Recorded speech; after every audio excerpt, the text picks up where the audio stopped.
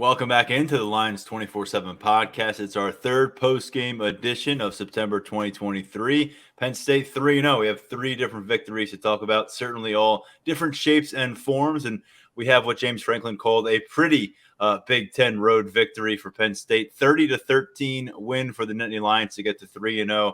We'll talk about how they got there. And we're joined right now by Daniel Gallen. I'm here in our Happy Valley headquarters. Daniel is out at Memorial Stadium, tucked away in a nice, quiet area. We're happy you're able to find that for yourself. And Daniel, I guess you're fresh out of hearing from a lot of different players. You were there for James Franklin's post-game media session as well. Let's start with the head coach, and he hammered home the point that I think he knows what the narrative is going to be on this one, that there weren't a lot of style points out there for Penn State, and they had to lean on the takeaways. But he talked about how much he loved this win.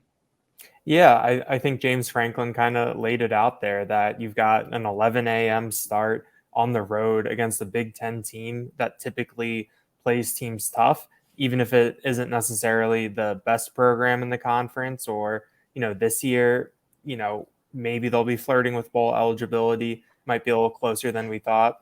But James Franklin made it clear that this is what life is like in the Big Ten. These are the types of games you need to win. And Penn State came out on the right side of it today. So I think that's a testament to, this team's talent and ability and the coaching, that even though it wasn't the cleanest or most perfect game, that Penn State came out with a pretty good win. They were 3-0 overall, 1-0 in the Big Ten.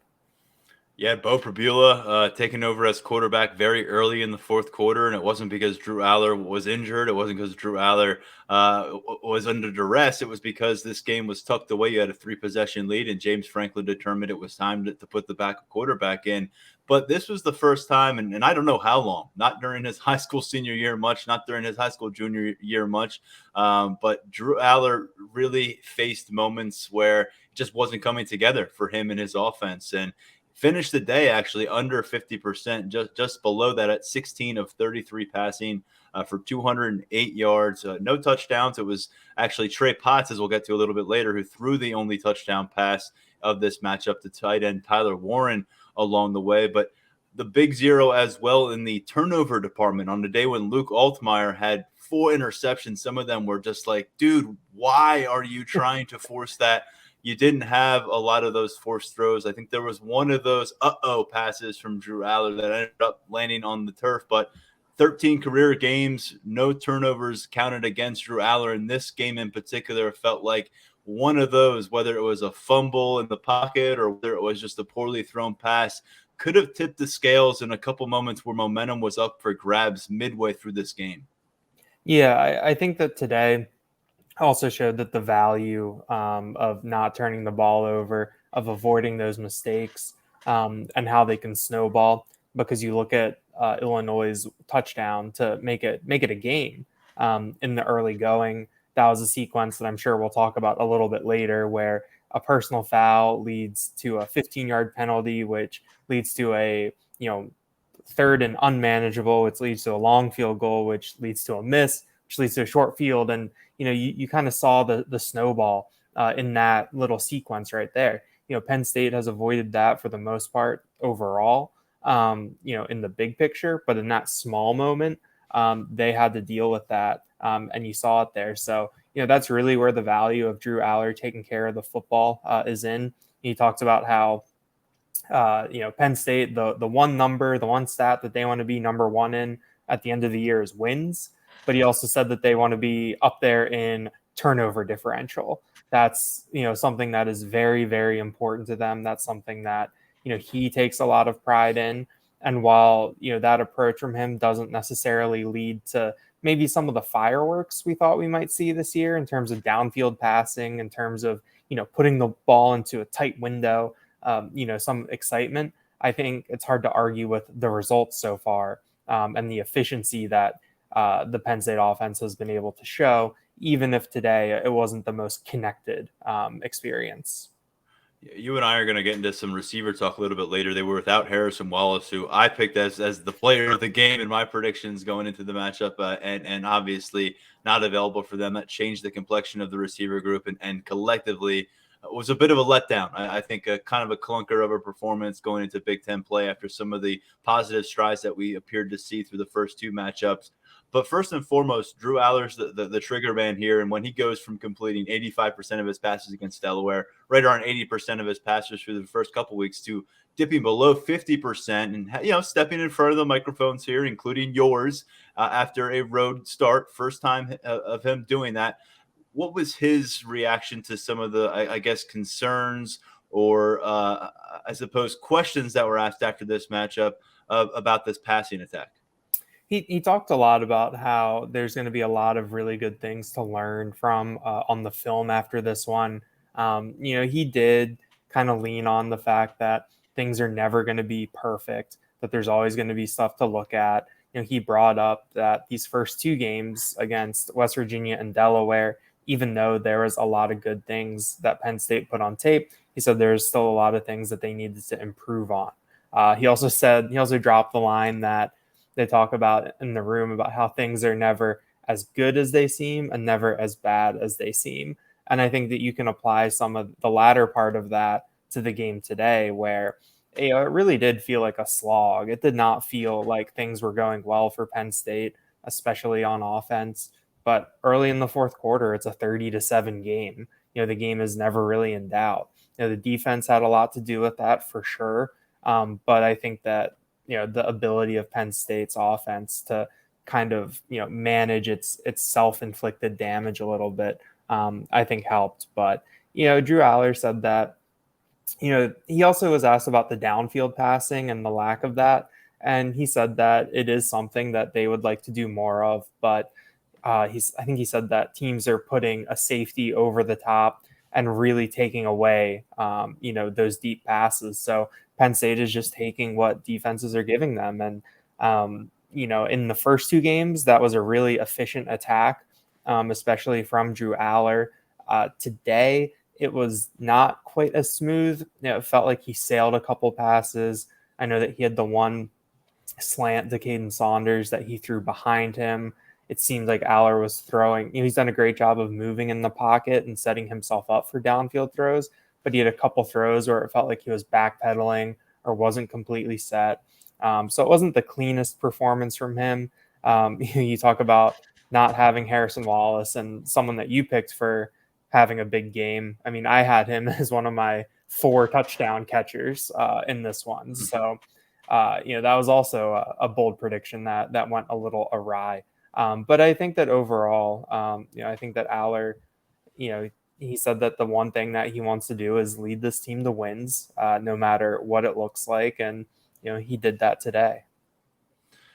The way that the ball was distributed through the pass attack too, it was a lot of those short passes again. Caden Saunders popped up a couple times on those short passes, able to create some things that moved the chains at one point.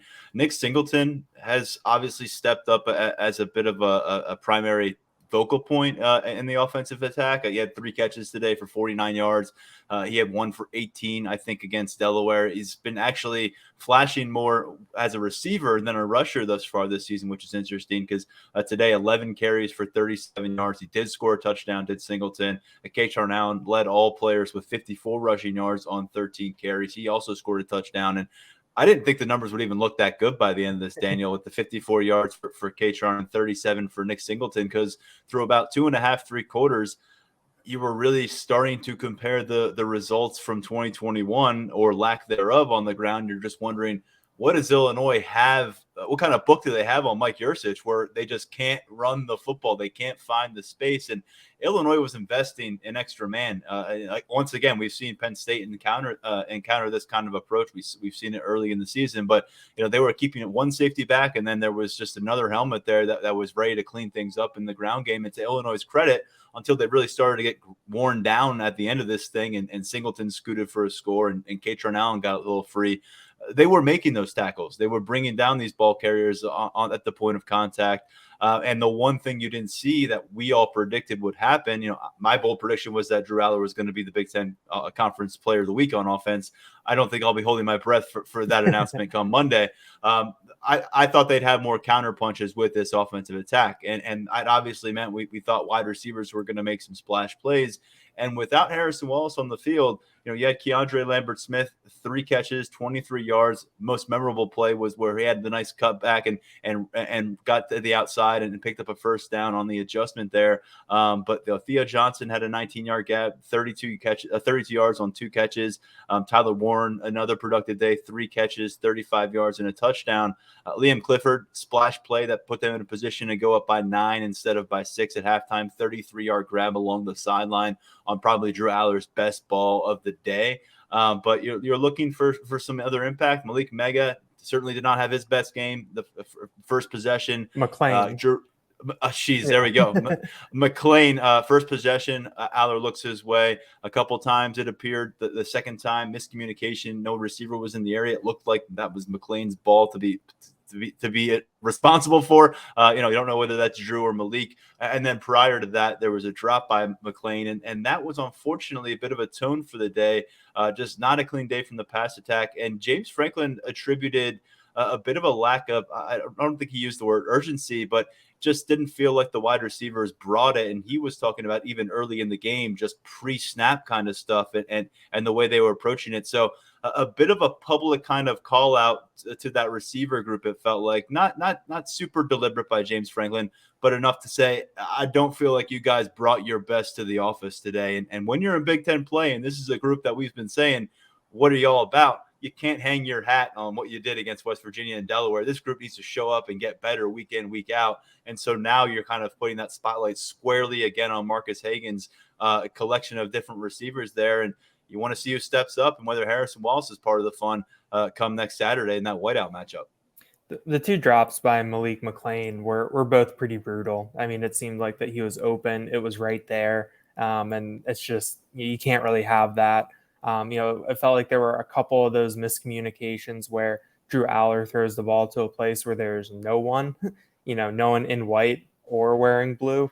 But I think that one thing that you really start to notice about Drew Aller is that kind of the way that he manages things with his receivers. He had that ball that he threw behind Caden Saunders, and then they go right back to Caden Saunders on a screen the next play.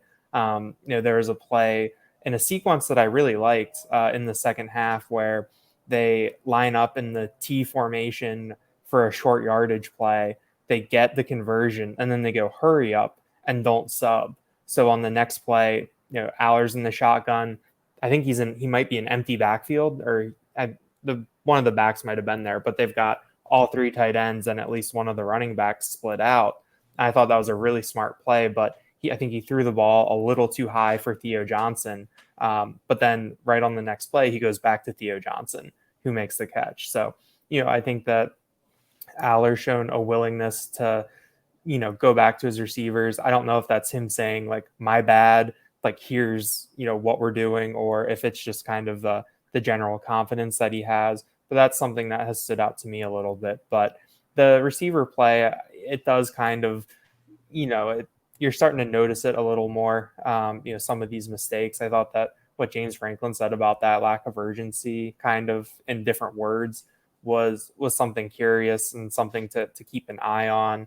I know that it didn't necessarily affect his play in the moment, but Keandre Lambert-Smith takes a pretty bad penalty in a key spot. So keeping an eye on those guys, it's, you still kind of are waiting for someone to really step up and really have a big play. I think that Caden Saunders was maybe the guy that I came out of today most impressed with. Catches for 19 yards isn't the sexiest stat line, but combined with the steadiness that he's shown as a punt returner, I think that you can see the arrow pointing up for him a little bit right now. But Harrison Wallace's status will be worth monitoring. I do think that he's the type of player who is poised for a breakout this year, but he's going to have to be on the field and healthy to make that happen. Those Saunders catches just seemed to come at a moment where this offense needed something. They needed more than just a 2-yard run. It needed more than kind of an incomplete pass, which was what they were kind of giving at that stage of the contest. I went back and circled back since we were both having a little hard time describing exactly what James said about the receivers. So I'll just read the quote that we have from his postgame. He said, We had too many drops. We just weren't as sharp as I think that we have the capability to be. Felt a little sluggish early on, things like kind of how we motion and how we throw a look out of the formation. So interesting statement there from James Franklin, and I think he's just putting the receivers on alert. Unfortunately, we haven't had a comprehensive look at this group together. Omari Evans missed time early. Malik Mega has not been available the last couple of weeks, and now Harrison Wallace, who's been a mainstay at the top of this conversation with Keandre Lambert-Smith, suddenly absent as Big Ten play gets going. So some concerns there, but look, overall, I think that you come out of this thing and you imagine. Drew Aller, by the way, 2 passes attempted in the fourth quarter of games thus far on the season. 2 passes. One was a 25-yard touchdown throw to Malik McLean. Someday I'll stop doing that in the season opener. And then the other was, I believe, a 13-yard completion to Dante Cephas early on in the fourth quarter today before they scored and put this one away and got him out of the contest. So as much as we feel like we're learning about Drew Aller, and I feel like we did learn something today, we saw him take some serious punches physically and mentally, I think, and just, maybe from an ego standpoint too, as he was cruising through the first couple games. And I liked how he was able to deal with that from a body language perspective. I like that you didn't see him kind of fold pre or post snap. That's something you watch with a young quarterback on the road in a situation like this. And you can't say enough about what this Illini front was able to do. And I think you probably, you can just spend 30 seconds on here at least because he deserves it. Johnny Newton, they said it on the broadcast, and I wouldn't disagree with Joel Klatt on today. A lot of stars to monitor on the field. I know NFL scouts were swarming to this game, probably spending some time in the buffet line with you. But Johnny Newton, that defensive tackle for Illinois, he looked the part, and he showed up in a big way today. And there was a moment there where I thought he may have complicated things by maybe sending Drew Aller to the sideline with an injury. It wasn't ended up being that way, but his presence was known. He was, throwing his body around out there. Your 5-star quarterback right there along for the ride. Yeah, in terms of the NFL personnel, I jotted it down pregame. 3 seats for the Detroit Lions, 2 for the Atlanta Falcons, 2 for the Chicago Bears, and then Los Angeles Rams, Minnesota Vikings, Baltimore Ravens, Miami Dolphins, Tampa Bay Buccaneers, Los Angeles Chargers, Buffalo Bills. So that's a lot of people from the next level watching a game that I think had a decent amount of NFL talent on the field. But Johnny Newton was just kind of a game wrecker in the middle. 6 tackles, 1 tackle for loss, 2 pass breakups, 2 quarterback hurries. I mean, when you have a 6'5" quarterback, you don't expect his passes to get knocked down at the line of scrimmage. And the fact that Johnny Newton was able to time things up and disrupt that, I thought was really impressive. He's the one who also blocked Alex Falcons' 52-yard field goal. So he was just kind of all over the place, making things happen. I mean, that's a true talent on the interior of that defense. And I think that this Illinois defense, I think it probably came in with a bit of a chip on its shoulder after the way it performed the past 2 weeks. And I think that they were really ready to play when things got started. They had that sequence where they stopped the T formation 3 times at the 2-yard line. And I think that they wanted to win this game. They wanted to be stingy, and that showed in the early going. The Illinois defense is the reason why, if you were a Nittany Lions fan and halftime hit, you were not just relaxed on your couch. You were, okay, let's get ready for the third quarter. This is going to be buckle up. It's because that defense and what they did. I mean, it was a short field all day, it felt like, for Penn State's offensive attack. And if you thought about giving what we saw the Nittany Lions accomplish through 2 games and giving them that short field, their average start position, Daniel, their own 39-yard line on average for Penn State.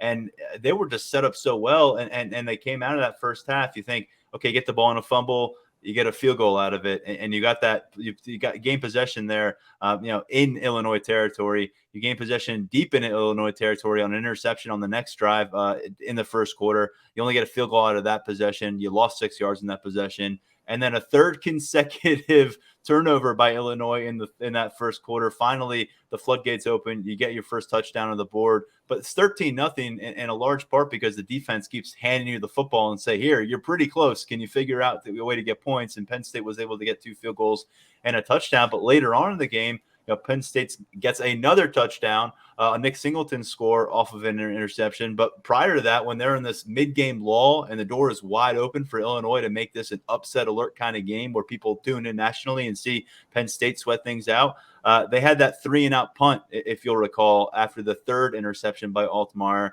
in the third quarter. And that's where it was just like, man, Penn State, they had the opportunities to really put their foot on the gas pedal. You thought maybe they would take that shot. You'd see that shot, and they just didn't come up with it today offensively. And yet still were able to batten down the hatches and get this one done because defensively, they just did not give Illinois the wiggle room. They did not allow Altmaier the opportunity to be that creative playmaker in a positive way. Instead, that veered off course, and those playmaking skills that he presented early on in the season that we heard Jeremy Werner speak very highly of, well, they veered off course, as I said, and they led to those 5 turnovers via interception. There was another fumble recovery. What did you make of this Penn State defensive performance? Daquan Hardy, a mean win over Keziah Izzard. The Bulls are back in town, and they put this thing together today on the road. I thought the Penn State defense was really opportunistic today. I thought that it picked its spots to get these interceptions. I mean, it probably should have had more. Zachy Wheatley had a diving attempt in the middle of the field in the second half. I think Dom DeLuca got his hands on a ball and couldn't haul it in. There's a chance that they could have had, 5 or 6 interceptions. I know that Daquan Hardy said that it got to the point in the second half where, he said that Hakeem Beeman told them that they were close to setting some sort of record. I don't know if it was Penn State or what. And so they decided that, we want to set the record. So, they were playing very aggressive, and I think that they just made good plays and good spots that really have to do with being fundamentally sound. The angle that I had on Johnny Dixon's interception down near the red zone, I mean, he ran that route better than the wide receiver. Like Dixon broke off the run and was waiting for the ball from Altmaier. So I just thought that they were good guys in the right spot at the right time. And when they had the opportunity to make a play, they really sealed it. And I think that that's something that we haven't always seen from Penn State over time. I think that, we've gone through these runs where they haven't, quite been able to stop a drive, to snuff something out. It's not easy to do this every game. They're not going to get 4 interceptions every game, but I thought that they were on a day where the offense was really struggling and scuffling a little bit. They did what they needed to do in a big way to play complementary football and to get this team a win that they needed. Manny Diaz was coaching with the full deck as far as we could tell. And I double check with you because you have a better vantage point from the press box, but they come out of this one intact from a health standpoint. We'll learn more about that in the coming week going into Iowa. But defensively, you just love their trajectory with Manny Diaz in his second year and so many trusted components and a lot of the guys that we weren't necessarily sure about racking up all these snaps through the first few games here. And they're able to go deep in this contest. A bunch of guys get in on the action, come away with interceptions. Dom DeLuca early on comes up with a big play on a forced fumble after having the pick 6. And then you've got different guys with the interceptions. I'm curious when you talk individually today, because you actually had Dom DeLuca and Zachy Wheatley tying for the team lead with 6 tackles. As I said, you had all these different players getting sacks. 2 sacks for Keziah Izzard, by the way, in his return to the football field. You had Zariah Fisher and Visa Isaac getting pieces of sacks. It just felt like one of those things where everybody gets on the plane and feels like they contributed. You feel like this is a kind of a pivot moment for the Penn State defense because it felt like they were kind of playing with their meal a little bit in the first 2 weeks, and now they pounced. Yeah, I think that they did a great job of really shutting things down when they needed to. At certain points. I think when you look at guys that impressed today, I think Adisa Isaac looked really good coming off the edge. He had that half sack where I think he got there first and then Zariah Fisher cleaned it up. I thought that was a really nice play. We saw Chop Robinson almost have an interception too. And so I just think that they were getting contributions from each level of the defense, but it was, they've had these games these first couple of weeks, and part of it is how many guys have played, I think, and also the opponents, where it hasn't quite been the one guy that's come through with a game record performance. They've done such a good job of spreading the wealth around and having a lot of guys make, a couple plays instead of needing one guy to make a lot of plays.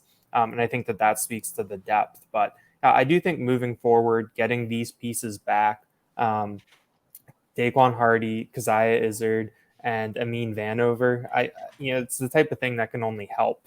You talk about Hardy, he had the interception up the left sideline. That was just a really, really nice play where he tracked the ball, had positioning, and for a guy who is listed at 5'9" to go up and get it and make the play, that was pretty impressive. Also, I felt like that was the first time I'd ever seen him take an outside snap. The past 2 years, it's been like he's almost exclusively played nickel. He said that after the game, he said that he's almost more comfortable playing on the outside because there's really only one way you can release. It's not like on the interior where a slot guy is going to go, can go in any direction. But I thought that getting Hardy back unlocked a couple things where in that 6 DB package for the Prowler, he can play in the slot, and that allowed them to move Johnny Dixon into that, box safety dime position, where I think we've seen what he can do in terms of rushing the passer and playing behind the line of scrimmage.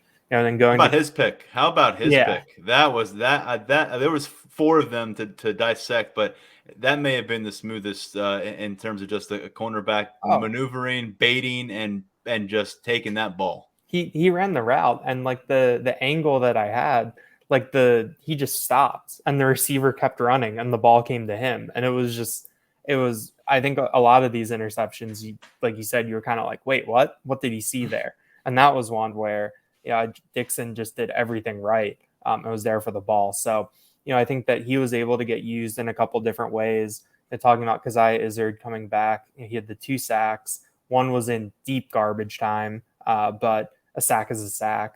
And I think when you can bolster the interior of that line, that's what you need. Izzard didn't start. You had Hakeem Beamon and Zane Durant in there again. But we did see Izzard paired with Devon Elise a couple times. And I think maybe with Vandenberg once. And those are some of the heavier defensive tackles. It's a little bit more beef on the interior. I think that Keziah Izzard could be a starter at some point this year, depending on the matchup, things like that. And then Amin Vanover, just to touch on all 3. He didn't come in until the second quarter. Zariah Fisher was that number 4 defensive end in the rotation ahead of him. But we've talked about it before where he's a thicker, bigger defensive end. And when you get deeper into Big Ten play against some physical teams, I think that he's the type of guy that can help you. I think when we look at this defense, and by the way, we got to give credit to the other guys who came down with interceptions. We mentioned Dixon and Hardy. You also had Cam Miller get in on the fun from that cornerback room, and then Abdul Carter early on with the head of steam, and they tacked on a penalty to the end of that play. And Penn State was in a really good situation in the first quarter to build their lead. But Daniel, again, it was a lot of guys involved there, and we saw to an extent a collaborative effort on the offensive line. But as we expected, a lot more of a tightened up approach from Phil Trautwein, a lot more reps for guys like Olu Fashanu than we've seen through the first couple of weeks. But I'll tell you what, this is a reminder that you don't just pick up and keep moving forward from where you left off in 2022. This is a group that we are still learning things about. They're still facing tests. And if you recall last year, didn't seem to hit their stride until late in the year after they had already dealt with some of that injury adversity. So you never know when it's all going to click. Today wasn't that day to see the best of this offensive line in 2023. In fact, you heard Joel Klatt. You didn't hear it, but those of us watching the broadcast, he actually pointed out Olu Fashanu as someone who was having a bit of a hard time in moments of this game. And you haven't really heard something like that pointed out about Olu Fashanu. And there were things pointed out about Drew Aller in this passing game that you hadn't heard. So if there was a need for humility applied to the offense, they got it a bit today. What did you think of the offensive line? It was a massive struggle. Again, circling you back to 2021 of all places, through a first couple quarters of this matchup. They got some momentum late, ground them down, but it feels like we need another look at this team against another really quality defensive line in Iowa. And that's going to be a heck of an eight quarter sample size to really say, what's this group about? But what we saw today doesn't exactly lend you a ton of confidence that they're going to be able to work the ball as they determine it against a team like Michigan or Ohio State as the stakes get higher. Yeah, it was really not the cleanest game for the offensive line. And you talk about the rotations. They did keep it really tight. We saw Venga Ioane in there at both left guard and right guard at different times. And then we saw Drew Shelton in for Caden Wallace on a couple series. So, I think that's kind of your top 7 that we've talked about. And within that top 7, that Ioane can play both guard spots and Shelton can play both tackle spots. And then you would assume that if something happened at center, you'd probably see Nick Dawkins. So he's probably the 8 when you. I'll give you this garbage time because you were probably typing away, getting your gamer ready, and Mark was on the field doing his thing. But that last stretch of offensive play when Bo Prabula was a quarterback, we saw kind of some movement up there. It was Drew Shelton at left tackle, but it was Ioane, it was Ruley. Ruley was in center, and then Dawkins again at guard. So a couple of things to keep in mind. They keep Ruley's 3 straight games for a redshirt freshman walk-on. This guy's certainly playing a bit for Penn State. And then Dawkins at right guard again. But sorry, I didn't mean to interrupt you. They traveled Javen Williams. They traveled Anthony Donka. But a reminder, what we saw against Delaware is not going to be normal operating procedure. You're going to need insurance policies, but we're going to need Penn State to fine-tune their things. And you wouldn't expect it to go beyond 7, maybe 8 guys max by design. Yeah, so I think that there's going to be a lot of offensive line film to take away from this. Caden Wallace had a costly false start penalty in a short yardage situation. Olu had an uncharacteristic holding call that wiped out a gain and put Penn State in a tough spot. So it just wasn't the smoothest performance. It wasn't one that makes you feel super, super confident about things moving forward. I think overall, you're still confident in this unit, but like you said, you have Iowa coming to town next week, and say what you want about that offense, say what you want about that team's ceiling. I think that's a team that's going to have a front that can maybe make things difficult for you in a couple different ways. It may not be fair, but where we are in college football, when only 4 teams get invited to that final party and a chance to compete for a championship, and it's so hard to get to Indianapolis within this conference and within this division that Penn State plays in, every week, every play, it feels like you're not necessarily judging Penn State against who's lined up across from them. It's like, well, how would that go against Michigan? How would that go against Ohio State? And that's really the conversation right now in 2023. And I think there were facets of this game against Illinois, was put on that level of the Ohio State, Michigan, where you think, good thing it wasn't Ohio State, and good thing it wasn't Michigan on this particular Saturday. While the offense, we got a lot to dissect there. And by the way, we'll be back Monday with our follow-up episode, as we always are. We'll get a chance to look at all the snap counts by then. We'll have a chance to get a second look at this game, and we'll be back with a lot more. But I wanted to get to one of the fun moments offensively, and unfortunately for Penn State, there weren't a lot of those today. Trey Potts throws a touchdown pass to Tyler Warren. Warren's back-to-back games reaching the end zone. He had 3 catches today.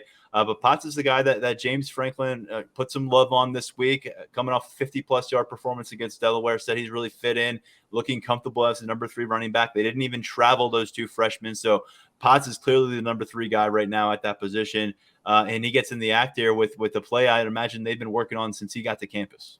Well, Trey Potts said they only put that good play thing you in. asked. Yeah, they only started putting that play in this week. So that's something that I guess came up in the game plan. They saw something with Illinois, and it was kind of an interesting play when you watch the replay and when you saw it happening in real time. I saw this too, that I didn't think they were going to be able to get it off, because I thought that the linebacker or defensive back that Warren had engaged, when Warren tries to disengage, he starts to go with him a little bit. Like, it wasn't the smoothest, like just slipping him and going into the back. But then he didn't go with Warren, so Potts had a wide open throw there. Potts said that he'd never played quarterback at any level before, so it was something that was pretty cool for him. But he's someone that we've talked about that is, even if it might not show up on a Saturday, like today, 1 carry for 2 yards, he's still someone that is valuable to this team and could have a big role. I guess we just didn't think it would be with his arm in this situation. Do you think, from what you saw today, again, you have a better vantage point in the press box, that before we finish off with a couple points on penalties and special teams, do you think we're seeing much of this Penn State offensive attack? I mean, Harrison Wallace being out is going to impact things, but it felt like Illinois was saying, hey, you've got this 5-star quarterback. Let's see him do it downfield. And it was still very much toward that intermediate short range of the field. And I know they don't want to expose Drew to too much early on in his career, especially in a situation like this. And maybe then the turnovers come into play. But how much do you think we've actually really witnessed on what Penn State is capable of as a passing attack? Because it just feels like it's so abbreviated through these 3 games. Yeah, I think there's a lot more that they can show. I think that that's probably something worth asking about this week is, how much of this offense does Drew Aller feel that they've shown? How much more does James Franklin think there is for them to do? Where can they improve? Just because, like we haven't really seen those deep shots. And I think that it is something that they're capable of. But at the same time, I think that they know that in that backfield with Drew Aller, that they have 2 horses in Katron Allen and Nick Singleton that they can ride if they need to. And even though what you look at today and 4.2 for Katron and 3.4 for Singleton in terms of yards per carry, but I think that those are guys that can still move the chains when you need them to. So, I think that they're going to pick their spots. I think that in a way they've been, in that West Virginia game, it felt like they were almost a little bit more aggressive than we thought they would be. And now they're being a little less aggressive than we thought they would be. But I think that there's a big feeling out process that's happening in terms of, opposing defenses are feeling out Drew Aller, and Penn State is feeling out how opposing defenses are going to play Drew Aller. So that's something that I'm interested to see. They got to 30 points for I think it's the 9th or 10th straight time today. They got some help from the defense in that, but they're still scoring. They're still moving the ball. I just think it's just kind of happening, and a little bit, the reality isn't quite what our expectations were in terms of what this looks like right now. Yeah, you hit on those final averages for Singleton and Allen, but I was thinking back to the portion of this game where those guys are probably both sub per carry, and it's early 3rd quarter, and Penn State's up by 9, and you're saying, okay, kill shot time, right? It's time to send one deep. It's time to test this young man's arm. And the first 3 possessions of the second half, 3 and out, 5 plays and a punt. And you're leaving your defense out there, and they made the plays, but that was the moment in the game where it felt like Penn State maybe could have taken a step forward in our eyes, and maybe early in that second half, and Drew Aller goes out there and carves it up a little bit. It didn't happen in this game. Again, you win by 17 points. That's just an aspect of this Penn State team that is really going to determine a lot about the ceiling, and it's just an area that we're still waiting to see show up and really surface in a significant way come game action. And just to kind of hammer home what you said about the run that Penn State has been on now. 8 consecutive wins, Daniel. You got to go back to that Ohio matchup in Beaver Stadium last year for their last defeat. During that span, their narrowest margin of victory, 14 points. That was against the 8th-ranked Utah last year in the Rose Bowl. And 30-plus points in all those games. Only one opponent has scored more than 16 points during that stretch. Utah got to 21 in that Rose Bowl. James Franklin pointed to penalties as something that he's not pleased with, and you can imagine that 2 significant penalties there in the personal foul department, one on both sides of the ball. And then where are we at with the kicking situation? I think Alex Felkins has shown that he is the guy. 45-yarder on the road in Big Ten play will do that. He was 3 of 4 overall. He had 1 field goal blocked, and it just feels like not getting through games with clean special teams play. I know Stacey Collins would love to get through one of these games and not have a significant issue to point to, but you had it today. You got a field goal blocked, and that seemed to swing momentum. So let's finish with a couple of I guess concerns, lower points of the matchup here before we get to your game balls and say goodbye. Yeah, I'll start with the penalties, and I'm not sure what happened on the Devon Elise call. I think there were a couple people that probably could have gotten called for a penalty there. And I think that Elise might have just been the last person to do something or say something. And then he gets flagged, which sometimes that's how it goes.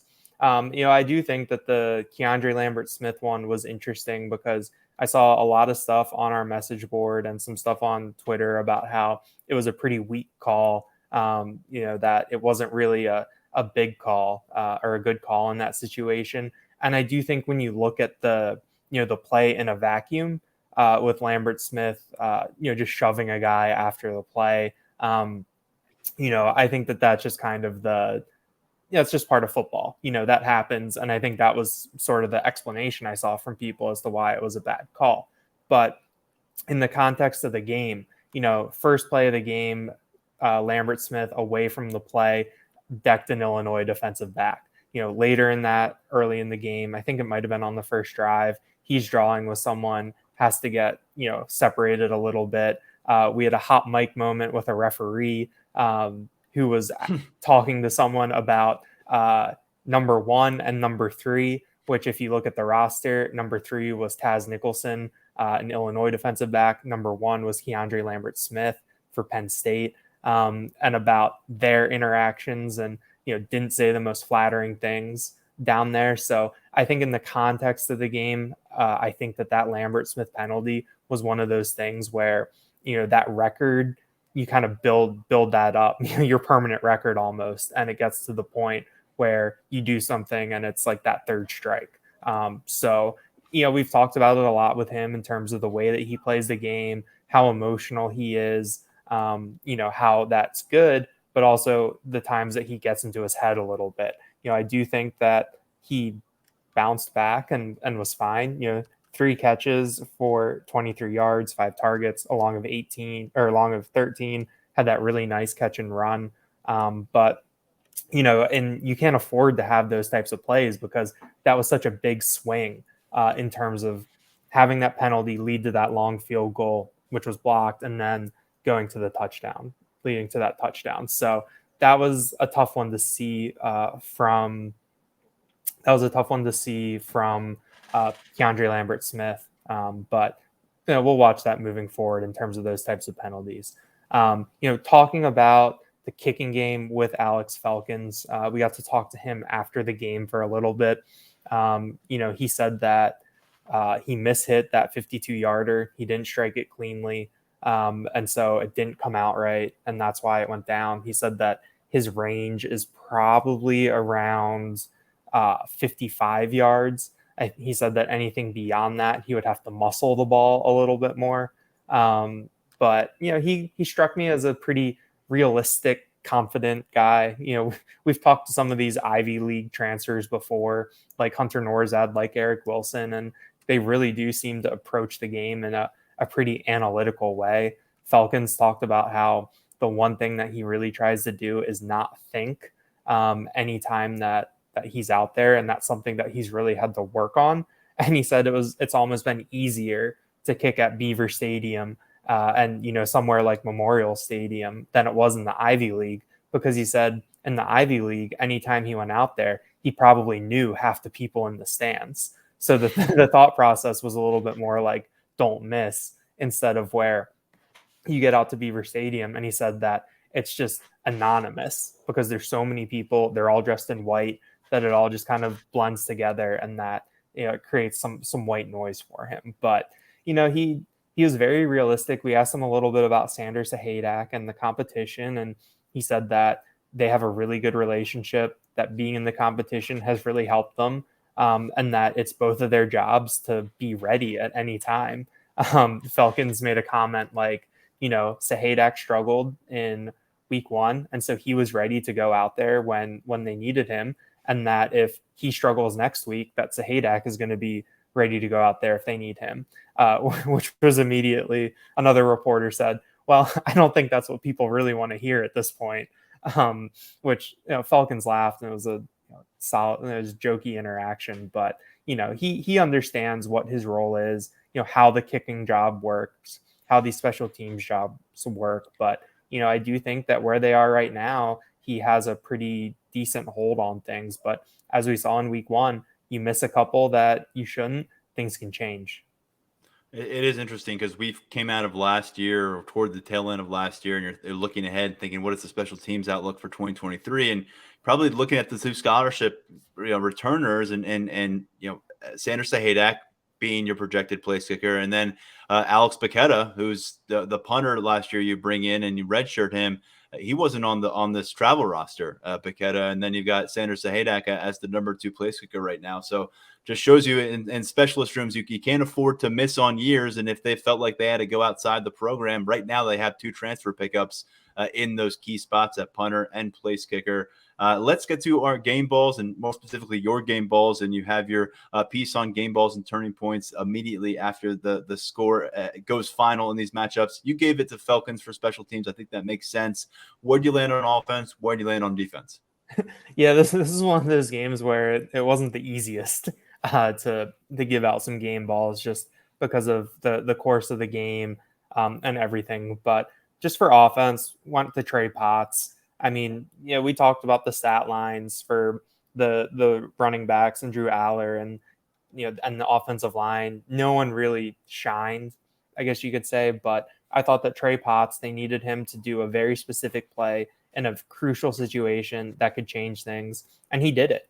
And I think that that's really doing his job. If things go the way that they're supposed to over the course of this year, he isn't going to be playing that much in meaningful action.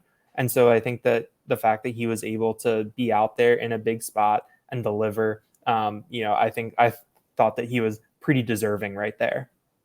I thought Nick Singleton had kind of a sneaky good game. If you're just kind of looking for guys, it's not flashing on the scoreboard, but he had the put away touchdown, which he showed off his signature sprint right down the middle, goes on touched essentially 16 yards, I think that was. But a couple of really big pickups through the air. He had a 19-yard pickup on a 3rd-and-1 situation. So maybe a little more impactful than people perhaps realized. He's not putting up those huge Heisman Trophy type numbers thus far as a sophomore, although he does have 5 touchdowns on the season so far. And then defense, I guess you probably had the right line of thinking here. You didn't go individual. You went with the secondary itself, and that's hard to argue with on a day like this because Terry Smith's got Daquan Hardy back. Anthony Poindexter is going deep in the safety room, and Manny Diaz gets to say, this is fun. Yeah, the secondary, I think, really stood out, just starting with those interceptions. It was kind of funny talking to Hakeem Beamon after the game, and he said that he loves it when the secondary is playing like that because it lets them in the front know that they can tee off, and he knows that in the front when they're teeing off, it's making things easier for them on the back. So they're just really able to feed off of each other. But yeah, I thought the secondary was very deserving for those interceptions. And then I think Kalen King and KJ Winston also had big pass breakups on 3rd downs to get the Penn State defense off the field. I think that's something else that's pretty significant. I know that both of them have been decently quiet this year in relative to the expectations that are there for them. Kalen King, we think that he's going to be a 1st-round pick next year. KJ Winston was called an All-American caliber player by some of his teammates in the spring. But even though those guys didn't get interceptions, they made some big plays too. Yeah, and so great day for the defense, and kind of one of those days that you got a lot of film to review, and it could be at long term very beneficial day for the offense. I think you review some of these September clunkers or September days where you just don't put it all in the field the way you think. Oftentimes you're either getting through by the skin of your teeth or you're getting tagged with a loss. And today they win 30-13. Great coverage from you, Daniel, on the road there, finding a home in the press box at Memorial Stadium. A lot more to come from you at Lions247.com. Mark Brennan has a lot to come as well. He's out there for coverage. You guys get home safe. Appreciate the perspective and fun as always talking to you on the postgame pod. We'll do it super duper late together out of Beaver Stadium next Saturday. Oh, yeah. Well, don't worry. You get some rest in between now and then, but that's what we have to lie ahead, what we have lying ahead of us. Yeah, going from an 11 a.m. kick to a 7:30 p.m. kick for the pods, it's always great. That's right. Well, 3-0 Penn State rolls on. We'll be back on Monday with a podcast in between now and then.